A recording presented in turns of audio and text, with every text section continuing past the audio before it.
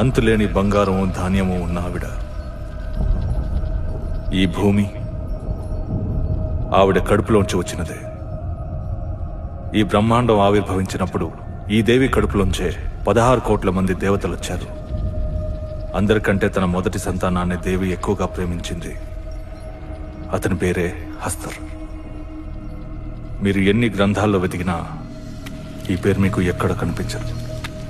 ఎందుకన్నా? ఎందుకంటే తన దేవి యొక్క బంగారాన్ని ధాన్యాన్ని తన సొంతం చేసుకోవాలనుకున్నాడు. బంగారం మొత్తాన్ని ఎలాగో అలా సొంతం చేసుకున్నాడు. ఈ ధాన్యాన్ని స్వాధీనం చేసుకోవాలనుకున్నప్పుడు మిగతా దేవతలు అందరూ కలిసి తన మీద దాడి చేశారు. కొంచెం కొంచెంగా తన ఈ బ్రహ్మాండంలో కలిసిపోవడం మొదలుపెట్టాడు. తన అంతమయ్యి ఈ బ్రహ్మాండంలో పూర్తిగా కలిసిపోవడానికి ముందే ఆ దేవి తనని కాపాడింది. తనని కాపాడే ముందు ఒక నిబంధన విధించింది. ఇకపై హస్తర్ని ఎవరు కొలవరు, అందరూ తన పేరుని మర్చిపోతారని చెప్పింది.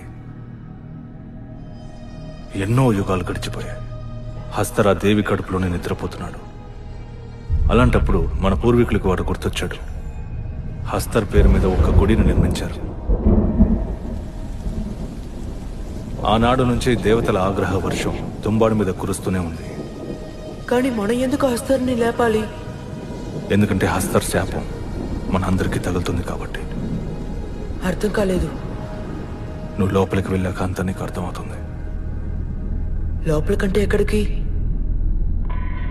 ఆ దేవి కడుపులోకి.